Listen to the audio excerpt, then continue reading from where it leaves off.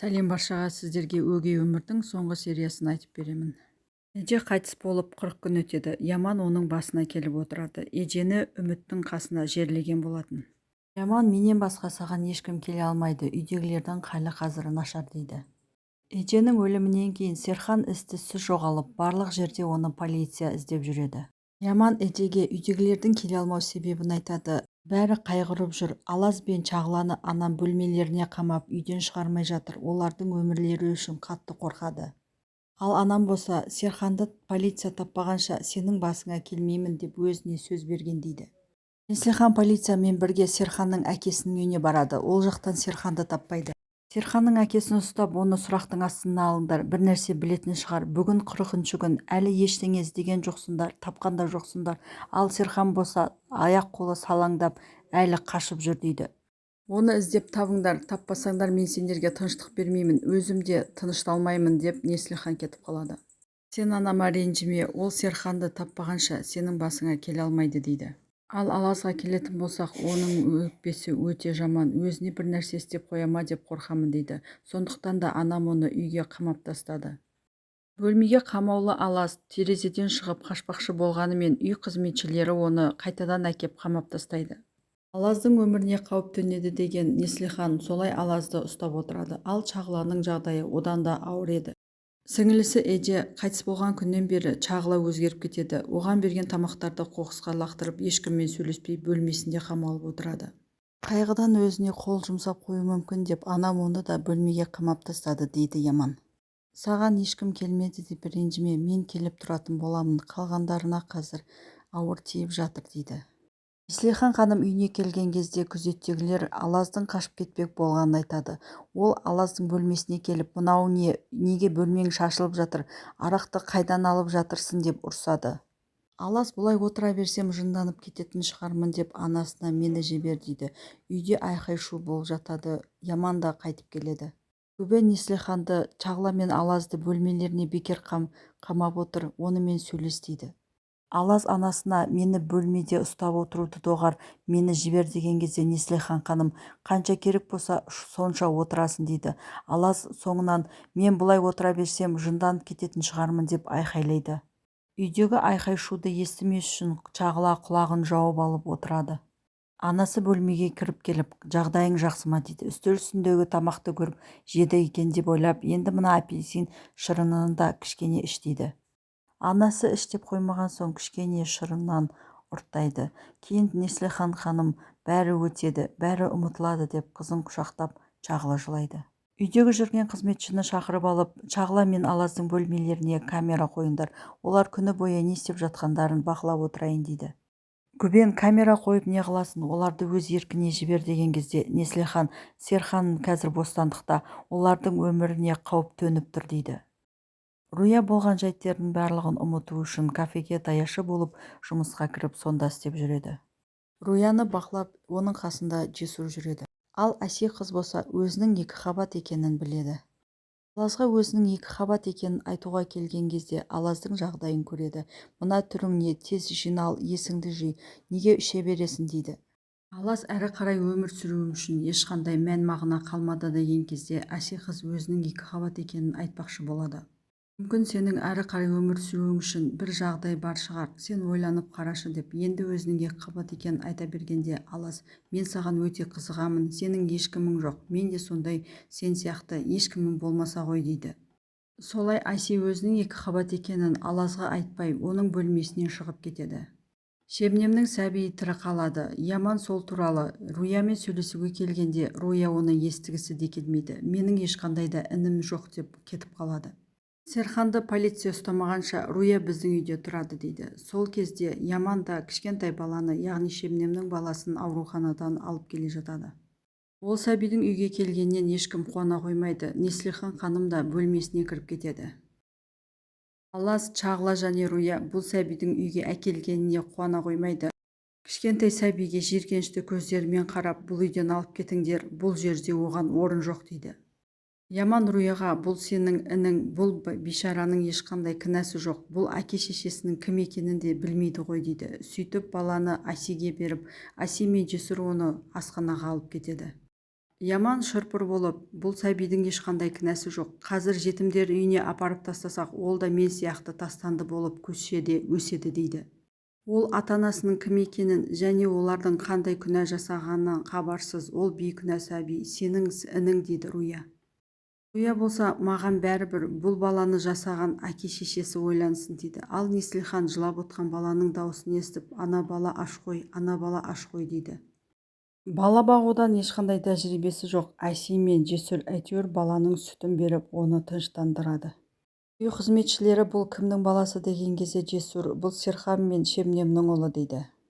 Серханды барлық жерден іздестіріп жүргенде Серхан өзінің үйіндегі ас бөлмесінің астындағы жертөледе жасырынып отырған болады. Өзімнің үйімнен, әсіресе жертөледен мені ешкім іздей қоймас деп ақылды Серхан сол жерде жасырынып ас бөлмеде болып жатқан әңгімелердің бәрін естиді. Сөйтіп Шебнемнің ұлы өзінен екенін біліп алады. Жесір, бұл баланы не істейміз, қалай бағамыз дейді. Әзірге осында ұстай тұрайық, кейін көреміз дейді. Эженің өлімінен кейін осы қоймада жасырынып отқан Серхан барлығы түнде ұйқыға кеткенде тоңазытқыштан тамақтар ұрлап солай күн көріп жүреді. Қызының өлімінен кейін Серханның есі ауыса бастаған еді, өйткені қайтыс болған қызы Эже оның көзіне көрініп жүреді. Эженің қайтыс болғанына 40 күн толып, соған орай үйде қалба жасалынады және қалба барлығына таратылады. Жесір халваны Чағлаға да әкеледі, бірақ Чағланың қанша күннен бері тамақ жемей отырғанын ол білмейтін еді. Эже үшін мына халвадан дәм тартшы дейді, ал Чағла болса үндемей отыра береді. Бір кезде Жесір бөлмедегі бір жағымсыз иісті сезіп іздестіре бастаған кезде қанша күннен бері Чағланың жемей, барлық тамақты қоқысқа тастап жүргенін көріп таңғалып қалады. Сен не, тамақ жемей жүрсің ба дейді. Яман мен Әси қайда апарарын білмей, Шебнемнің баласын Эженің бөлмесіне әкеп жайғастырады. Жесір ол кезде Чағла екеуі жүретін еді. Мынаны Эже үшін жеші деп оған кішкене қалбадан дәм таттырады. Қанша күннен бері тамақ жемей, ешкіммен сөйлеспей отырған Чағла бір кезде халбадан дәм татқан кезде Жесірді құшақтап өкіріп жылайды. Солай өзінің ішіндегі шерін тарқатады. Әси, Алазды кішкене менімен бірге серуендеуге жіберіңіз, онымен сөйлесуім керек, ол да кішкене бой жазып қайтсын деп Неслихан ханым рұқсат бермейді. Сол кезде Гүбен, бара беріңдер, мен рұқсат беремін дейді. Гүбен Неслиханға, балаларыңды бұлай үйде ұстырап отыра алмайсың, олар қашанғы шыдайды, бір күні сенен қашып кетеді дейді. Сен анау Серхан сияқты қатал біреуге айналып бара жатырсың деген кезде Неслихан, сен ешқандай балаңды жоғалтқан жоқсың, үйден кет деп Гүбен үйден кетіп қалады. Халбадан Руя Яманға да әкеледі, сөйтіп екеуі де дәм татады. Яман Руяға, неге балаға қарамайсың, оны жек көргендіктен бе, кел қасыма отыр, мына бейкүнә сәбидің еш кінәсі жоқ, оны тек әкесі Серхан болған үшін ғана жек көресің ба дейді. Онда мен сенің шешең Шебнем болғандықтан сені жек көруім керек шығар, бірақ сенің күнәң жоқ қой дейді. Мына балада сондай, бұның да еш күнәсі жоқ. Байғұс Еженің де не кінәсі бар еді, оның әкесі Серхан деп оған ренжісем, Чағла мен Алазға да ренжісем, онда не болады дейді. Әкелері Серхан болғанмен балаларының еш кінәсі жоқ, еш айыбы жоқ.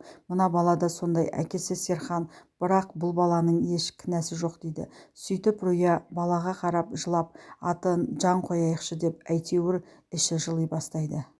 Әси өзінің аяғы ауыр екенін Алазға хабарлайды. Ал бұл уақытта Серхан ана баланы қалай ұрлап кетсем екен деп жоспар құра бастайды.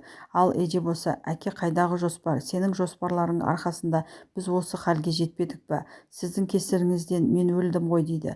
Ал сол кезде Серхан болса, сен өлген жоқсың Эже, сен өлген жоқсың Эже деп басын басып айқайлайды. Қызына қарап, қызым, сен маған сен, мен сендерді бағып қағамын, мен сені жақсы көрем Эже қызым деп оны құшақтағандай болады. Негізінде Серхан өз-өзімен сөйлесіп жүреді. Алаз мен әке боламын деп теңізге қарап айқайлап қуанады. Бірақ кейін Әсиге қарап, менің түріме қарашы, мен сияқты бір жексұрын адам осы балаға әке болуға лайық па дейді. Қазір баладан құтыл десем, сен мені жек көріп кетесің, ең дұрысы осы деп Алаз кетіп қалады. Әси баланы алдыру үшін клиникаға келеді. Кеш түскеннен кейін Алаз үйінің жанына келіп, Әсидің айтқан сөздерін ойланып отырады да, Әсидің үйіне қарай бет алады. Серхан болса түн батты деп, барлығы ұйқыға кетті деп өзінің тығылып отырған қоймасынан шыға бастайды. Алас Әсидің үйіне келіп, мен оған әке бола алмайтын шығармын, бірақ саған оны өсіруге бағып қағуға көмектесемін, мен қасыңда бармын дейді. Аси шығып, сен мені ақмақ санайсың ба, біресе қалдыр, біресе алдыр деп, әлі бала сияқты не істеп не айтқанын қоймаған адамнан қандай әкелік шықсын дейді. Бала жоқ, мен оны алдырып тастадым. Сен деп жүре беріппін, және өзімді ұмытыппын. Бала жоқ, оны алдырып тастадым. Осы күннен бастап мен сені жек көремін. Бұл жерден кет дейді. Негізінде Аси баланы алдырмаған, Алазға жай өтірік айтты. Барлығы ұйықтаған соң өзінің қоймасынан Серхан шығады. Ол жайлап келіп, бірінші Неслиханның бөлмесіне келіп, оған пышағын кесіп қарап тұрады. Бірақ оны өлтірмейді, бөлмесінен шығып кетеді. Одан кейін Чағланың бөлмесіне келіп, Чағла мен Жесур екеуін ұйықтап жатқанын көріп кетіп қалады. Серхан баласын алу үшін Еженің бөлмесіне келеді. Неслихан ұйықтап жатқанда Шебнем түсіне кіреді. Сен маған сөз берген едің ғой, Неслихан, менің балама қара, қазір оның басына қауіп төніп тұр дейді. Неслихан оянып кетеді. Неслихан қолына шам алып, бала жатқан бөлмеге келген кезде баланы алып кетіп бара жатқан Серханды көреді. Сөйтіп қолындағы шаммен Серханның басынан ұрады. Баланы Серханнан тартып алып, Яман оян, Серхан келді дегенмен Яман да Руя да оянбайды. Ал Серхан болса Неслиханға қарап күліп, айқайла, қанша айқайласаң да ешкім сені естімейді, барлығы ұйықтап жатыр дейді. Өйткені мен сендер жеген халбаға ешкімге көрсетпей ұйықтайтын дәрі қостым дейді. Қазір үйдегілердің бәрі ұйықтап жатыр, қанша айқайласаң да ешкім оянбайды дейді. Серхан Неслиханнан баланы тартып алып қашып бара жатады. Неслихан ізінен жүгіріп оған жармасады. Серхан Неслиханды итеріп жіберген кезде Неслихан баспалтақтан төмен қарай құлап кетеді. Баспалтақтан төмен қарай құлап кеткен Неслихан ес-түссіз жатады, ал Серхан баланы алып қашып кетеді. Сол кезде айқай-шудан Яман да оянады. Жерде ес-түссіз жатқан анасын көріп, Яман жанына барып, тамыр соғысын ұстап көреді. Сөйтіп, бұны істеген Серхан екенін біліп, Серхан деп далаға қарай жүгіреді.